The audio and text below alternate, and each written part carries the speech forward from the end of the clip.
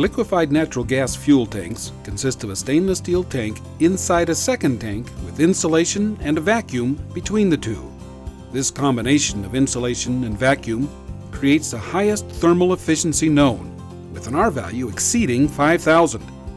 These tanks are able to hold fuel in a cryogenic state with no outside source of refrigeration for more than a week.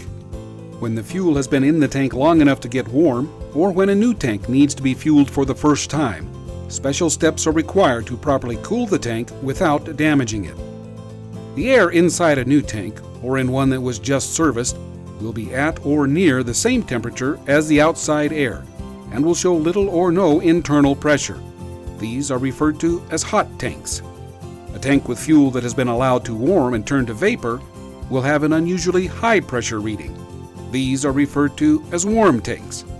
But the process for cooling both kinds of tanks is similar. It's important to get the tanks and their contents as cold as possible because the energy potential of a tank of LNG increases as the temperature decreases. This means the colder the fuel, the greater the mileage a truck can get from a single tank. If a tank has very low or very high pressure, begin by asking the driver the reason. Find out approximately how much fuel he or she thinks is needed.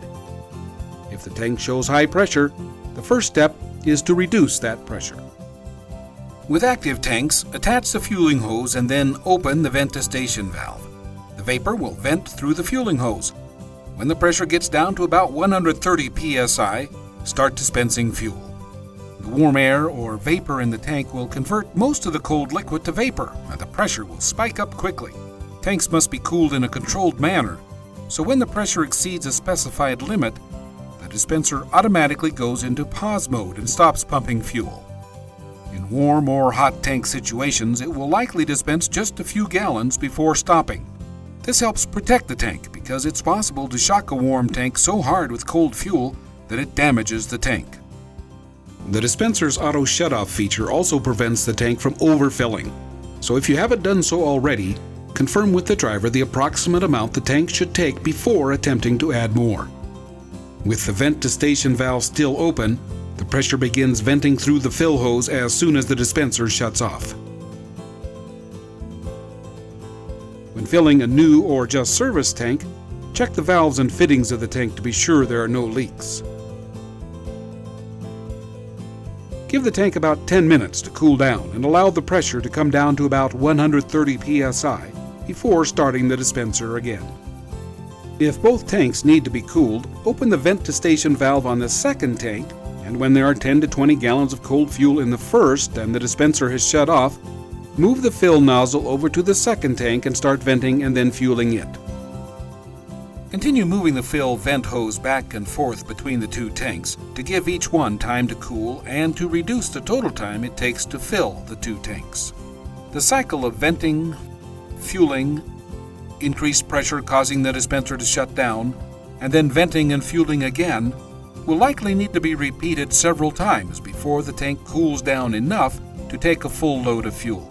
It may take 45 minutes or more, but the goal is to fill the tank with fuel at or below 130 psi. With the cold fuel being dispensed and venting at high pressure, it's especially important to keep your eyes and exposed skin covered when working with LNG and a warm tank. Your goal is to eliminate any warm spots in the tank and get it cold enough to have the maximum possible energy potential. When the tank and its contents are completely cool, you'll be able to fill it with minimal impact on its pressure and temperature. The process is a little different with passive tanks. These tanks do not vent through the fill hose. To reduce pressure in these tanks, attach a vent hose to the external port and then open the vent-to-station valves for each tank. As you begin introducing cold fuel into a warm or hot passive tank, leave the vent-to-station valves at least partially open. This will reduce the shock to the tanks of a rapid pressure spike. As you continue through the cycle of fueling and venting, gradually close the vent valves to keep more of the fuel from venting off. Passive tanks require higher pressure to run efficiently, so you should vent them only to about 140 psi.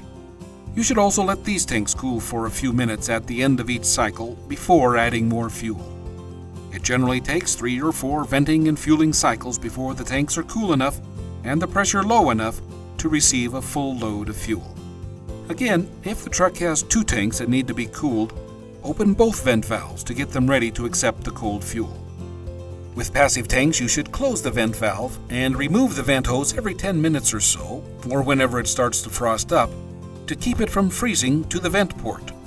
Following these procedures will successfully and safely cool and fill warm or hot LNG tanks with a minimum of waste, and will get trucks on the road with the coldest possible fuel and the greatest possible mileage per gallon.